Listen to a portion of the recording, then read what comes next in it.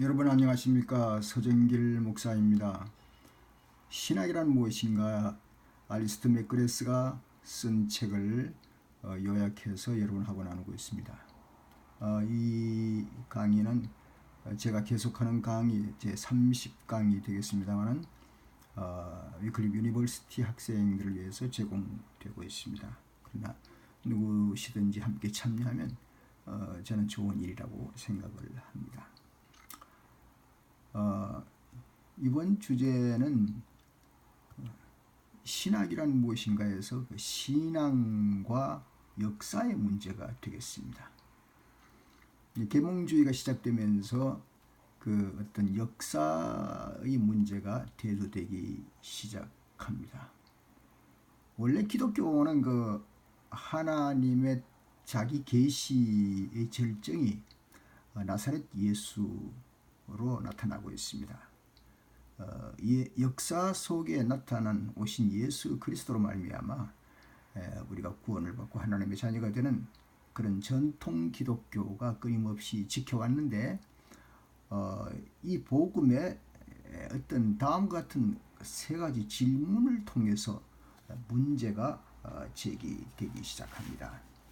이 질문이 무엇인가를 오늘 살펴보면서 이 질문에 대한 대답을 하면서 우리는 어떤 우리의 신앙을 좀 더 강화시켜 나가는 그런 시간이 되면 좋겠다, 그런 생각이 듭니다. 여기 질문하게 된 중심 인물이 하나 있습니다. 그것은 렉싱이라는 사람입니다. 이 사람은 그 원래 이제 신학을 좀 하다가 나중에 이제 문학으로 돌이켜서 나중에 이제 비평가가 되었는데요. 그 신앙과 역사라고 하는 책을 통해서 그 몇 가지 질문하는 중에 오늘 다룰 것은 그 세 가지 질문이 되겠는데 이것을 찾아보면서 우리의 신앙을 좀 튼튼하게 해보기를 원합니다. 첫째는 그 연대기적 난제라고 하는 그 제목이 붙습니다. 그 질문을 이제 보면은 2000년 이상 오래 전에 일어난 일, 즉 예수 시대 팔레스타인에서 실제로 일어난 일이 무엇인지 과연 그걸 어떻게 확신할 수 있는가 하는 그런 문제가 되겠습니다. 다시 말해서 초기 기독교 목격자들을 보고 입증할 수 있으며 부활신앙까지 받아들일 수 있어야 하는데 그것이 의심된다는 것이죠. 그것이 이제 오늘날까지 전래되기까지의 과정에서 확신할 수 없다라는 그런 얘기입니다. 여기에서 이제 우리 그렇지 않은 대답을 해야 되겠죠. 이 대답은 간단합니다. 예수 그리스도께서 계셨을 때에 함께 있던 그 제자들, 우리가 말하는 사도들이죠. 그래서 그 사도들이 예수님을 직접 보고 그 목격을 통해서 보고 쓴 기록을 가지고 있지 않습니까? 그것이 바로 그 성경, 신약 성경의 앞에 사복음이죠. 마태, 마가, 누가, 요한이라고 하는 그 사복음을 통해 가지고 우리는 이 기록을 믿을 수 있을지 믿을 수 없을지를 판정해야 되는 것입니다. 가까이 예수님을 목격한 사람들의 말과 글을 우리가 믿을 것인지 의심할 것인지. 하나 예를 들어 보겠습니다. 우리가 이제 미국의 초대 대통령 조지 워싱턴을 우리가 알려고 한다. 그러면 어떻게 하겠습니까? 미국의 많은 이제 그때 당시 기록자들의 기록을 우리가 보면서 워싱턴이 이렇게 미국을 세웠고 초기 대통령이 되었구나. 그리고 그가 영향력을 가진 역사 속에서 영향을 미친 것은 이런 것들이구나 하는 것을 우리가 그 기록을 통해서 알 수가 있습니다. 그런데 만약에 어떤 사람이 그 기록을 통해서도 의심이 된다, 모르겠다, 그러면 다른 기록을 찾아봐야 되겠죠. 더 정확한 기록들을요. 그러나 그것도 믿지 못한다면, 어떤 기록도 믿지 못한다면 그건 이제 워싱턴에 대해서 논할 자격이 상실되게 되는 것이죠. 그러므로 여기서 이제 사복음서의 사도들이 증언한 내용을 통해서 현장 기록을 통해서 그것을 받아들이느냐 아니면 거부하느냐 하는 것은 결국은 개인의 선택이 되겠죠. 예수 그리스도에서 분명하게 알려고 하면 성서 사본의 자료에 의해서 그 기록에 의해서 그것을 받아들일 수밖에 없다는 것을 우리는 말하는 것이죠. 두 번째 질문이 있습니다. 그것은 이제 이런 질문입니다. 형이상학적 난제라고 하는데요. 나사렛 예수의 역사가 사실이라고 할지라도 그 역사 속에서 일어난 일련의 사건들이 어떻게 우리로 보편적인 진리에 이르게 할 수 있을까? 그런 문제입니다.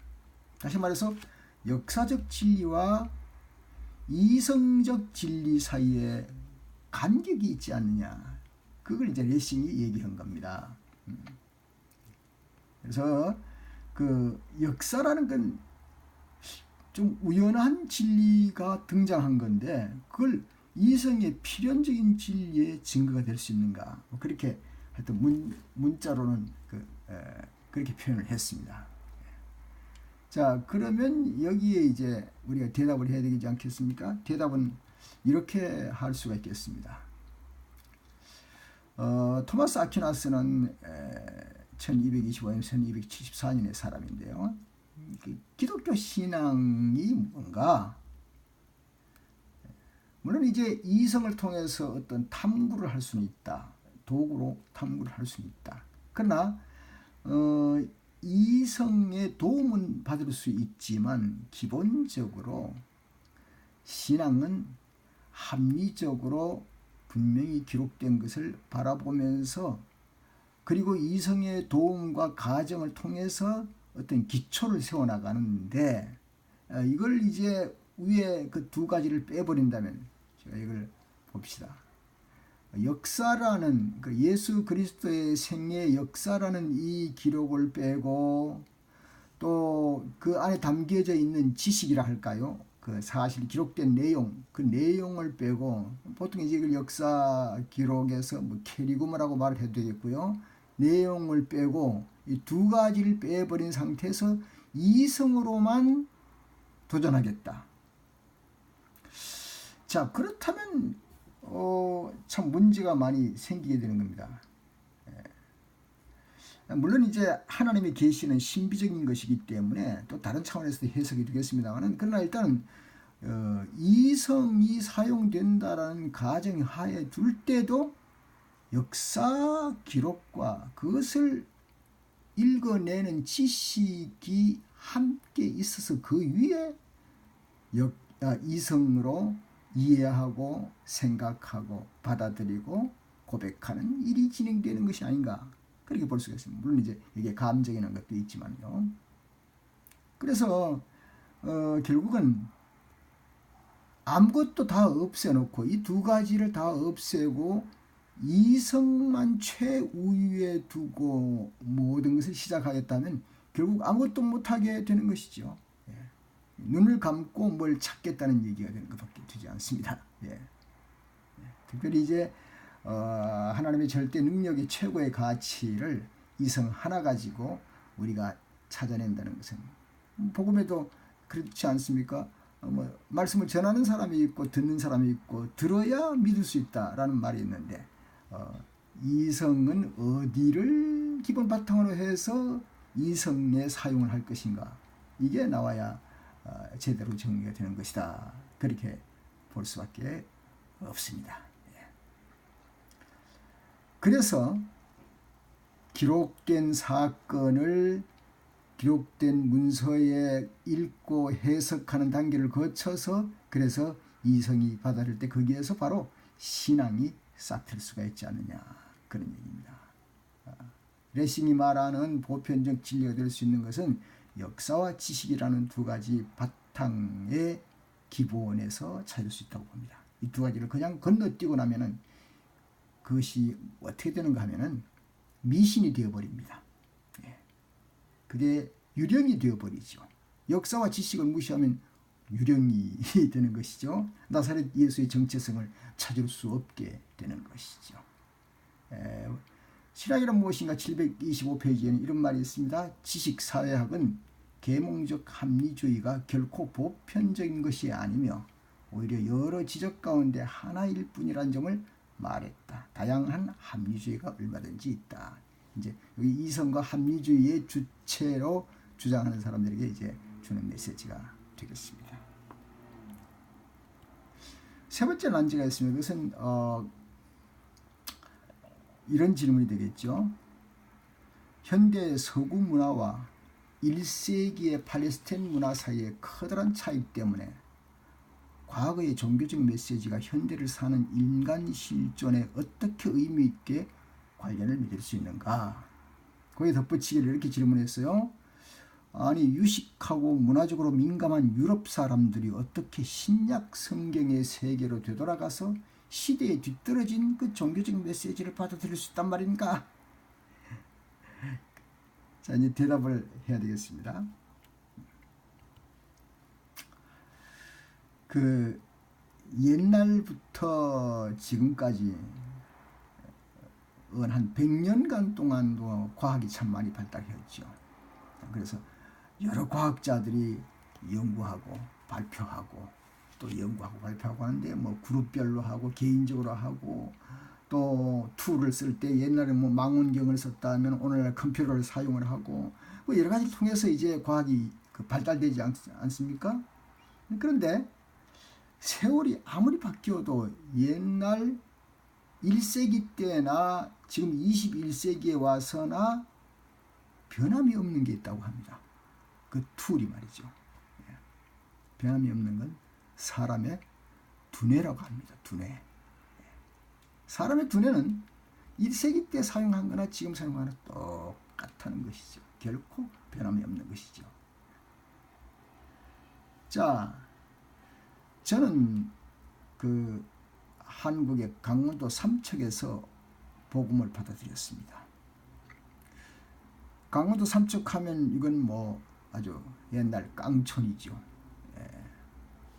거기서 한정된 문화를 가지고 있었습니다. 그런데 그때 삼척과 서울과의 문화도 많이 달랐을 겁니다. 하물며 저기 멀리 중동에 있는 문화하고는 엄청 차이가 있지 않겠습니까? 그런데 어떻게 중동 팔레스틴에 있는 예수 그리스도, 그것도 2000년 전의 예수 그리스도가 어떻게 그 강원도 삼척이라는 시골에 전혀 문화도 다르고 시대도 다른 곳에 와서 복음이 우리의 마음을 지배하고 우리의 삶을 지배할 수 있는 복음이 될 수 있느냐. 신비한 일이 아니겠습니까? 그래서 결코 신앙적인 메시지는 1세기나 21세기나 또 유럽이나 팔레스틴이나 강원도 삼척이나 다름이 없이 진리는 어느 곳이나 통한다.